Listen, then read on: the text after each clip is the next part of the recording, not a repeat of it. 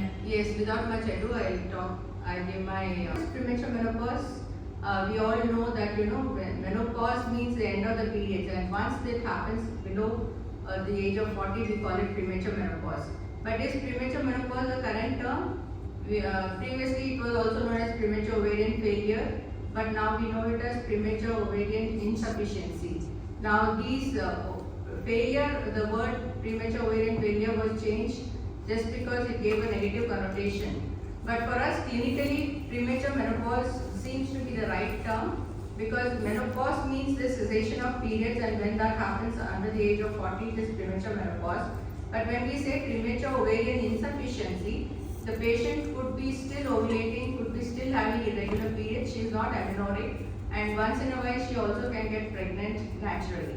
So there is a little difference in the terms, but today I am basically talking on premature menopause. Efficiency, there is a continuum of changes, there is a spectrum of changes which is happening. It starts with irregular periods, which are generally delayed more than 4 weeks, and of course the age is just 40. Context is around 46.6 years, while in the Caucasian population it is 50 to 51 years. So looking at the definition, one is what we say is under 40 years, the other definition is that when it is 2 standard deviation less than the mean age of menopause. So if we look at the Indian context, it is 38, and the Western context it is 40. But for convenience of having a global commonality and being able to do the studies, it is we accept it as 40 years. So under 40 is what is premature menopause, and early menopause is when menopause happens between the age of 40 to 45 years. That is early menopause, and it affects, actually many studies give many figures, but generally it's around 1%. In the Indian context it is around 3.5%, and in the Western population it is somewhere 3 to 4%. So if you look at different studies and different populations, the incidence is different. Because of follicular depletion and follicular dysfunction, which leads to a spectrum of declining ovarian function with decrease in the follicular numbers, prematurely causing reduced fecundity and poor follicular response to gonadotrophins. Then it is a pathological condition and does not have age in the natural age of menopause, which means that if a person is having POI, still she could attain her final menopause at the age of 46 or even later. So she need not become menopausal under 40 if she is having POI, which starts early. According to ASRM, POI is of course loss of ovarian activity before 40, characterized by amenorrhea or irregular cycles, elevated gonadotropin and low estradiol. And premature menopause, of course, is very distressing and disturbing to women who have not completed their family. So if she has had completed her family, then options are different for treatment. But if she hasn't had a family, then the options are different, which have to be counseled to the patient. So what are the causes and the risk factors? It could be, of course, spontaneous or induced. Most frequently it is idiopathic. The ovaries may be chromosomally competent or incompetent. It is related to autoimmune disorders, genetic causes, infections, enzyme deficiencies, or metabolic syndrome. And we know the iatrogenic causes are surgery, drugs, radiation, and chemotherapy. Surgery, that is, even if you do a simple total laparoscopic or total hysterectomy, we all know that the ovarian blood supply is disturbed, and a woman will attain menopause at least 3 to 5 years before the age of menopause related to the hysterectomy. History, that's why it is very important to take the history in the family. If the mother or somebody has had early menopause, possibility of the girl, when she has come for some other reason, say irregular periods, we will be able to predict probably premature ovarian insufficiency in her. And of course, the thin girls, low BMI, smoking because of the hydrocarbons, it causes disruption in the ovarian function, and ethnicity. Our Indian population tends to have earlier than the Western, the European and the American population. In America itself, the Afro-Americans are more liable to have premature menopause than the white Americans. And also, it depends on the socioeconomic status also. The well-to-do, the well-fed and all, though of course they may be obese, but still the chances of premature ovarian failure, premature ovarian insufficiency is less, or premature menopause is less in them. And of course, smoking, as I said, reproductive factors. So if a woman has had early menarche and nulliparity, she is likely to have POI earlier or menopause earlier. And in environmental factors, there are a lot of endocrine disruptors in this environment. The pollutants, the plastics, the phthalates, all these are known to be causing premature menopause. Inherited condition, as I already said, that if the mother has had early menopause or premature menopause, the chances of the girl, having premature menopause is higher. Definitely it could be inherited. Chromosomal defects or genetic mutations are inherited. And chromosomal abnormalities, commonly what we know about Turner syndrome and the other X chromosome aneuploidies, like triple X and all, it is inherited. The gene variations like the Fragile X syndrome, the FMR1 pre-mutation, ataxia telangiectasis syndrome, classic galactosemia, and many others. And these could be autosomally recessive and dominant inheritance, also responsible for premature menopause. Familial pattern, if there is a familial pattern, the premature menopause happens earlier, it can be inherited early. Many etiological factors deplete the follicles and the rate of follicular atresia is increased, causing exhaustion of the follicular stock. And it is seen that no one cause is predominant for large percentage of the cases. And so there could be multiple factors in each person. All the risk factors for POI needs to be identified, and the risk for the same needs to be counseled according to, of course, that goes without saying, but it is specifically mentioned in ASR 24. What is the diagnostic criteria for premature menopause? The diagnosis is dysmenorrhea, elevated gonadotrophins, and signs and symptoms of estrogen deficiency. Gonadotrophins in the menopausal range are necessary to establish a diagnosis of ovarian failure.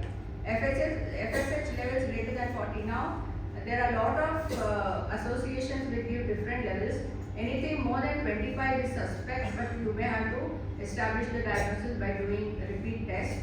So the British Menopause Society says 40. The Indian Menopause Society says 25. 25. And the NICE guidelines say more than 30. But more than 25 is where you have to be suspicious and you have to investigate that person and keep early menopause in mind. Of course, estrogen levels, when especially in the context of infertility or secondary amenorrhea or irregular periods, when they come and you happen to do this as an investigation, when you find the estrogen ml is indicative of premature menopause, and sometimes you may have to do repeat 2 levels done 2 to 4 weeks apart to establish the diagnosis.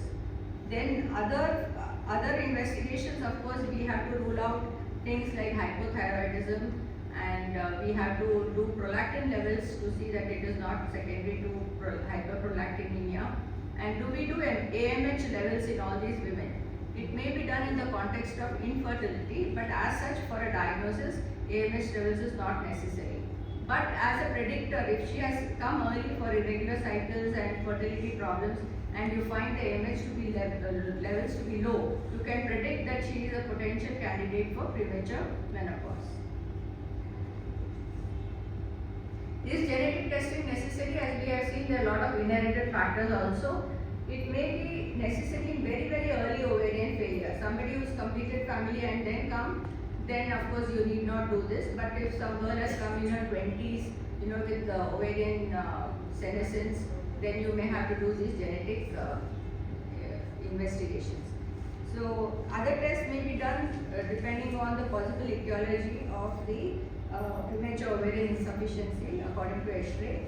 If the diagnosis is confirmed, karyotype, FMR1 pre-mutation studies, adrenal antibodies, 21 hydroxylase done by immunoprecipitation or indirect immunofluorescence has been advocated. And of course, we do a pelvic ultrasonography as recommended by ACOG. It's very important to look at signs of premature menopause in terms of thin endometrium, very low follicular count, atrial follicular count. All that will tell us that she has attained menopause, and of course the size of the ovaries and the uterus itself. It affects the physical, social, and the psychological impact on a woman and a family. So a holistic care is very important. Now, what are the symptoms of premature menopause? It is the same as any menopause. All vasomotor symptoms, multiple symptoms such as vasomotor symptoms, vaginal symptoms, urinary symptoms, sexual dysfunction, sleep disorders, which we will hear from Dr. Pramod now, and other symptoms such as headache, depression, anxiety, irritability, and whatnot, and cancerophobia, lack of concentration, and pseudocysis is one of the most important symptoms, wherein the patient is amenorrheic and she is trying to get pregnant. She is young, so she thinks that she is pregnant, and believe me, they come with all the signs and symptoms of pregnancy. They whatever they do, they will not get their periods, and even if they are reassured that you give them drugs, nothing happens to them. They need psychological counseling. And I have seen a lady who thought that she was pregnant. She had put on weight. She said that her tummy was also increasing in size, and in fact they did a Srimanta also in the 7th month, and finally they realized she was not pregnant at all. So I mean, these are rare things, but it can happen, and we should keep it in mind. Consequences, as I already said, vasomotor symptoms, which are the most disturbing and definitely need treatment, and other symptoms such as palpitation, weight gain, vaginal, urinary, psychological problems, and of course the long-term consequences, which includes the infertility, metabolic conditions, diabetes and other things, osteoporosis, and increased risk of premature death, cardiovascular disease, and stroke, and impaired cognitive impairment. So what are the treatment options? Early diagnosis and hormone replacement therapy. Whether you want to call it MHT is a question, but no, this is not MHT because she is young, she has not reached the actual age of menopause. So it is hormone replacement therapy. With hormones and non-hormonal interventions are advocated by all the organizations. So HRT, I'm just going to give a brief overview here. So hormone replacement therapy is mandatory in premature menopause. First is to alleviate the symptoms or the immediate consequences, and therefore improve quality of life by treating and eliminating not only the immediate consequences but to protect against the long-term consequences of premature menopause. After, first thing is a proper clinical examination is very much important to not only look at the possible cause of premature menopause, but also to rule out any contraindications for HRT, which could be, if she has a lot of comorbid problems, she is obese and all, we have to keep some things in mind before we start HRT. Now, what do we give to these women? Estrogen definitely is 100% necessary, and it may be only given, only estrogen may be given for hysterectomized women because the uterus is not there. Estrogen and progesterone is indicated in women, of course, with an intact uterus. We can use a combined hormonal contraceptive pill. Estrogen with the LNG IUS should be used depending on the contraceptive needs of the patient. As I said, occasionally they can, when it is only POI, they can, the ovary, as we call it a crazy ovary, suddenly there can be an ovulation and she could get pregnant. So if she has completed her family and if she is not desirous of getting pregnant, then we have to keep contraception also in mind. So LNG device along with estrogens may be used. Then vaginal preparations, of course, are indicated for vaginal symptoms. Sometimes even if we give oral or any other route of estrogens, if there are vaginal symptoms, you may have to use vaginal estrogens to alleviate her of the vaginal symptoms. Then non-hormonal treatments, of course, are calcium, vitamin D, lifestyle interventions, exercise, diet, and counseling and psychosocial support is very, very important. This is because we all know, as menopause sets in, muscle loss is the one thing which we want to prevent from happening, and muscle loss, also osteoporosis, all this go hand in hand, and therefore all these interventions are very important and increase cardiovascular risk. So what is the dose and the length of treatment? In POI, HRT has to be started as soon as the diagnosis is made and should be continued till the mean age of menopause regardless So if there are any contraindications, still she may need HRT because she is very premature menopause occurs spontaneously and actually it cannot be prevented. But those secondary to iatrogenic causes and lifestyle causes can be prevented by doing careful surgery, making good lifestyle choices, and especially we know now because of the increasing endometriosis and whatnot, surgery is being done. Sometimes pain relief becomes very important and large cysts all that. Otherwise, the outcome in premature menopause, definitely it goes without saying that awareness and education is a long way in making proper treatment choices to prevent both the short-term and long-term consequences of menopause, thus improving the quality of life. Early interventions, as I already mentioned, oocyte preservation will help in fertility preservation, provided she is aware, the family is aware, the parents when the girl is young, or the girl herself when she is an adult and she is educated, she is aware, she is going to ask for it, or you have to suggest to her. Then there are newer emerging therapies like use of PRP, stem cells, androgens, which still remain experimental, but there are many people who are doing ovarian rejuvenation and whatnot for POI, especially or premature menopause. So if they are aware, they can look at these options also. Then lifestyle choices that is avoiding smoking, keeping to ideal weight, neither low weight, low BMI, neither